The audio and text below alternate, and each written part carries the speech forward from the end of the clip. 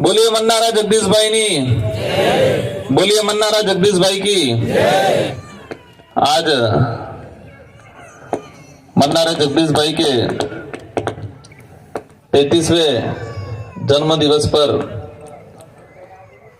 इनके परिजनों द्वारा और ये जाडोल विधानसभा के कोटड़ा, जाडोल, थलासिया तीनों ब्लॉक के कार्यकर्ताओं के द्वारा आज ये जो कार्यक्रम आयोजित किया, उनकी याद में इस कार्यक्रम में हमारे पहुंचे हुए जनप्रतिनिधि, हमारी माता बहनें, हमारे बड़े बुजुर्ग, युवा साथी, लंबे समय बाद जाडोल फ्लासिया में मेरा आना हुआ दोबारा, और उस कार्यक्रम में आए हैं कि जिस कार्यक्रम से न तो ढंग की पॉलिटिकली बात कर पाएंगे हम, क्योंकि दुख का घटना है ये, और न ही कुछ बोलने की इच्छा हो रही है। इस दुनिया में पैदा बहुत होते हैं। मानव जीवन में अगर जिले की बात करें तो हर जिले में दिन में 10 से 15 जन्म होते हैं। हर दिन 10 से 15 जने जन्म लेते हैं, वो सरवाइव करते हैं। एक उम्र 20-25 साल की होती है, शादी ब्याह करते हैं, और एक उम्र होने के बाद चले जाते हैं। लेकिन आदिवासी समाज में कुछ ऐसे लोग पैदा होते हैं जो कुदरती ताकत लेके पैदा होते हैं, और उनके अंदर समाज को लेके कुछ कर गुजरने का जुनून होता है। और उसी कड़ी में भाई जगदीश भाई के अंदर एक समाज के लिए, क्षेत्र के लिए कुछ कर गुजरने की एक ताकत थी। उनके माता और पिता दोनों को मैं धन्यवाद देना चाहूंगा कि आपने एक क्रांतिकारी, समाज के लिए कुछ कर गुजरने वाला योद्धा पैदा किया था, और वो इस उम्र में जो 60-70 साल में जो व्यक्ति करता है वो काम करके गया है। 60-70 साल के अंदर कोई व्यक्ति अपनी पहचान बनाता है, परिवार के लिए, समाज के लिए कुछ करता है। उससे भी ज्यादा इस 30 साल की उम्र में उन्होंने काम करके गए। जो व्यक्ति कोई मुश्किल से 60-70 साल की उम्र में कर पाता है, वो काम इस उम्र में करके गए। कांति भाई ने बताया, हमारे पूर्व वक्ताओं ने बताया, जो घटना हुई, और उस घटना को मेरे से ज्यादा कोई नहीं समझ सकता है। वो दिन मुझे याद है कि रात को जब कांति भाई और हमारे साथी निकले थे, फोन पे बात हुई थी मेरी, कितने साथी आ रहे हैं, वहां आके रुकेंगे। और हमारे वहां रुके, लगभग 3-4 बजे आ गए थे। जब दिल्ली जा रहे थे तो जयपुर रुक के निकले। तो सुबह में उठा तो मेरे पहले हमारे ग्रुप में सब सोए हुए थे, और मैंने जगदीश भाई को देखा, क्योंकि जब निकले तब जगदीश भाई आने का ऐसा जानकारी में मेरे नहीं था। मैं खुद फिर मैंने मजाक किया, और उन्होंने भी कहा मजाकिया अंदाज में। और उस संगठन के लिए, समाज के राजनीतिक नेतृत्व तैयार करने के लिए वो दिल्ली गए। उसको एक व्यक्तिगत काम के लिए या फिर एक नॉर्मली हादसा नहीं मान सकते हैं, वो समाज को राजनीतिक प्रतिनिधित्व देने के लिए हमारे संगठन को काम को लेके गए हुए थे वो। तो कहीं न कहीं हमारे समाज को लेके, संगठन को लेके शहीद का दर्जा उनको दे सकते हैं हम, और दे रहे हैं आज। घटनाक्रम को लेके जब घटना हो गई, मेरे पास फोन आया, मैं सोया हुआ था, और जैसे मुझे पता चलता है ऐसा ऐसा हुआ है, जिस एम्बुलेंस वाले से मेरी बात हुई, मैंने कहा कैसे भी करके जल्दी एसएमएस पहुंचाना, कितना किलोमीटर है। और मैंने 6 बजे सुबह, मेरा जितना विवेक था, मेरी जितनी पहचान थी, मैंने पूरी कोशिश करके हर प्रकार के डॉक्टर की व्यवस्था करा दी। और इनसे पहले मैं हॉस्पिटल पहुंचा, लेकिन दुर्भाग्य की बात यह है क्योंकि भाई की सांसें हॉस्पिटल आने से पहले ही रुक गई थी। और आधे घंटे बाद इनके पिताजी का फोन आता है कि हम निकल गए हैं, कैसे हैं। और उस समय मेरी हिम्मत नहीं हो पाई कि मैं बोलूं क्या उनको, इनको क्या जवाब दूं। हर आधे घंटे में ये फोन करते, उनके साथी शायद जिया जी थे, कि एमएलए साहब कोई दिक्कत तो नहीं। और वो घटना जो मैंने जो महसूस किया उस दौरान, वो दिन निकाला, लगभग ये 2 बजे तक आए, मेरी हिम्मत नहीं हो पाई कि उनको ये सच्चाई बता पाऊं।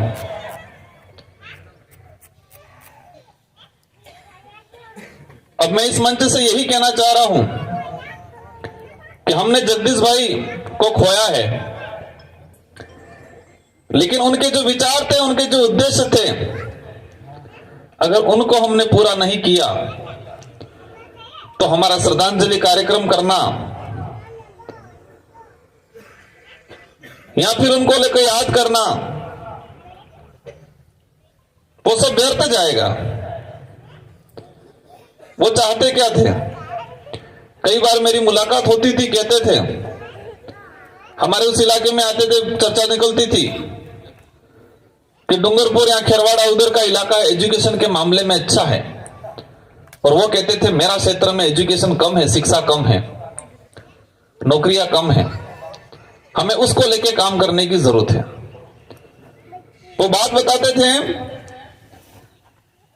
कि हमारे यहां शिक्षा कम होने की वजह से चुनाव के वक्त लोग छोटी मोटी लालच में इधर उधर हो जाते हैं,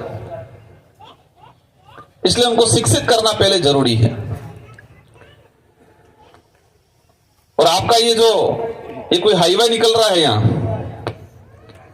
उसको लेके भी कई बार कहा उस भाई ने मुझे कि एमएलए साहब, हमारे मन का गाड़त है कि कई जगह विसीरी जाए, और मैं बहुत कोशिश कर रहा हूं कि हमारे लोग वो जमीन नहीं बेचे, और बेचता भी है तो हमारे किसी भाई को बेचे, अदर को नहीं बेचे, मैं कोशिश कर रहा हूं, ये कहा था उन्होंने।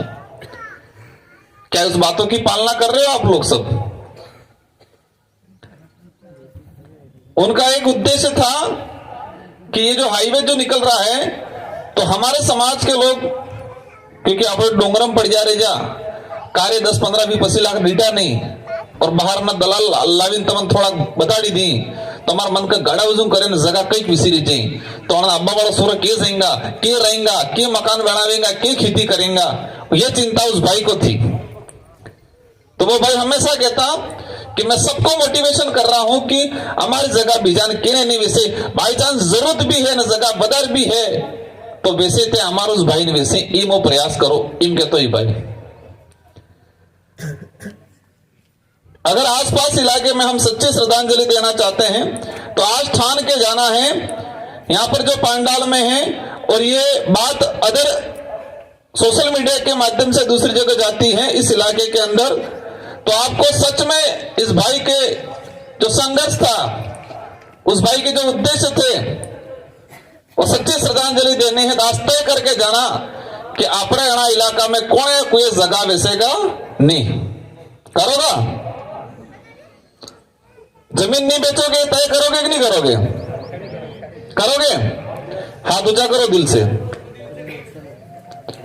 उस भाई का उद्देश्य था कि हमारे भाई किने बीजान जगाने में से अगर बेचता भी है तो हमारे ही किसी भाई को बेचे, ये उद्देश्य था उस आदमी का। थोड़ी तकलीफ सह लेना, थोड़ी कभी मिर्ची रोटी खा लेना, लेकिन जमीन मत बेचना,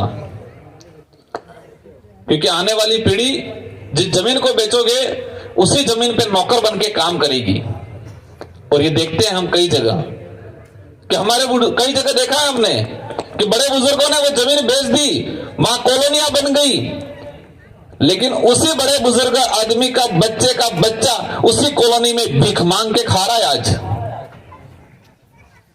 तो ये स्थिति हमारे यहां नहीं होनी चाहिए। नेशनल हाईवे 8 है, उस पर भी हमने देखा है। एक दो उदाहरण ऐसा है, कहें एमएलए साहब आप पूरी जगह हमारी थी, आगे बनेगी पीली होटल, पीली बनेगी पुलो पेट्रोल पंप, कणे विच्ची हमारे बापे विच्ची, तमे हो करो हम चौकीदार नो काम करो।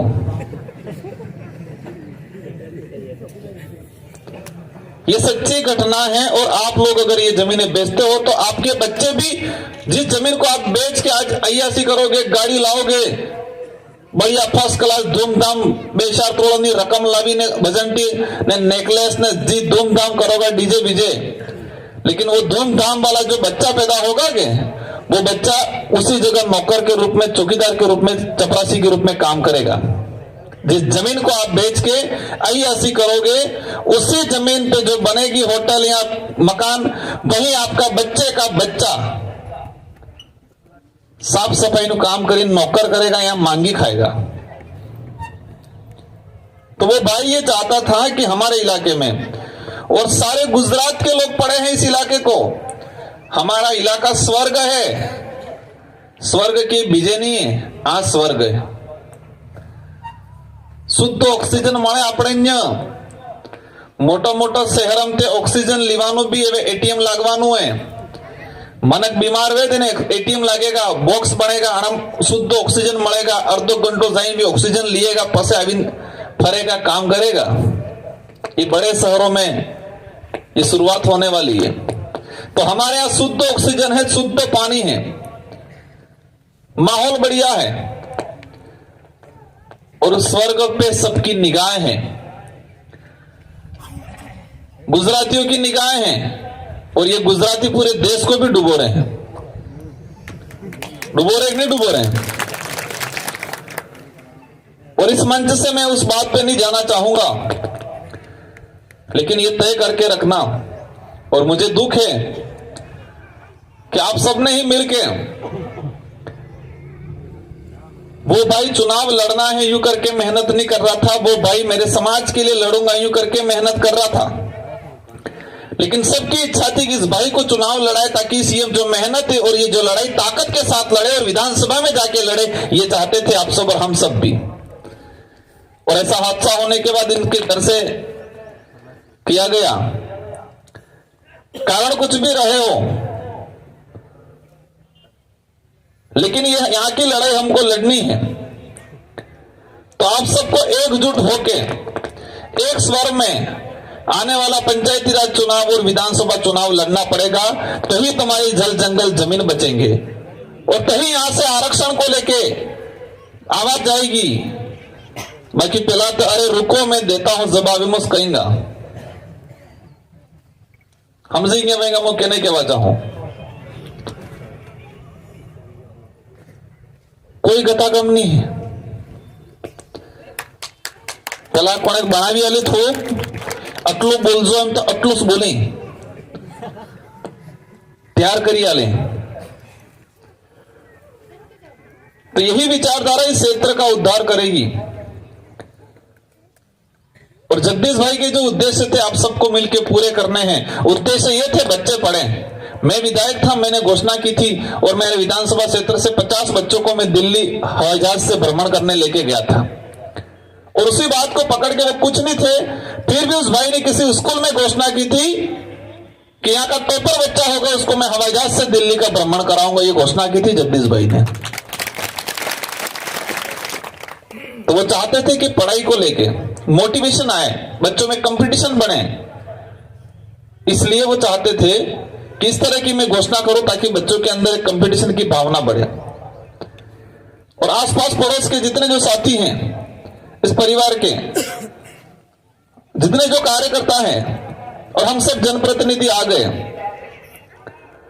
जगदीश भाई के बच्चे जो हैं, इनके माता पिता हैं, उनकी वाइफ हैं, भविष्य में कहीं भी तकलीफ होती है, अगर जाके खड़े रहे तो सच में आप जगदीश भाई के दोस्त थे, सच में आप जगदीश भाई के हितैषी थे और सच में आप जगदीश भाई का जो संघर्ष था उस संघर्ष को लेके आप प्रेरित थे, ये तय होगा। बाकी मंच पे आके भाषण दे दिया, ग्रुपों में लिख दिया, उससे नहीं होगा। इस परिवार पे कभी भी संकट आया, इस परिवार को कभी भी आपकी जरूरत पड़ी, अगर तब आप खड़े नहीं होते हो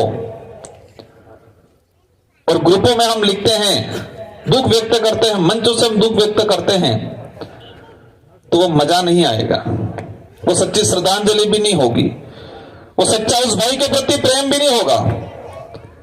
इसलिए मैं जितने जो कार्यकर्ता हैं आस पड़ोस के, क्योंकि वो आदमी आपके इस क्षेत्र में क्रांति लाने का काम किया, उस आदमी ने।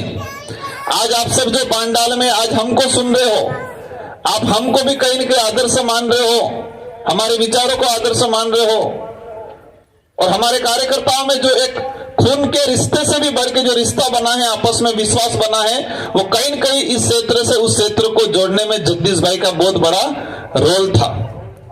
इसलिए इस भाई के जो संघर्ष है, उस भाई का बलिदान है, उसको अपन नहीं भूल सकते हैं, लेकिन अपन सब मिलके उस भाई के जो उद्देश्य थे वो जरूर पूरे करेंगे। इसमें आप सबका साथ सहयोग चाहिए। इन्हीं शब्दों के साथ भाई मन्नारा, जगदीश जी और उनके जो परिवार और उनके जो बच्चे हैं, इन सबको भी कभी भी हमारी जरूरत पड़ेगी, हम खड़े रहेंगे। और भाई की दिवंगत आत्मा, आज उनका जो समय हुआ है, कोरोना काल के दौरान एक कार्यक्रम नहीं कर पाए, लेकिन मैं परिवारजन से और सबसे अनुरोध करना चाहूंगा कि हम प्रति साल एक नई तरीके से एक नया कुछ संशोधन लाके इसी तरह कार्यक्रम करते रहें। इन्हीं शब्दों के साथ आप सबको धन्यवाद, आभार, जय जोहार।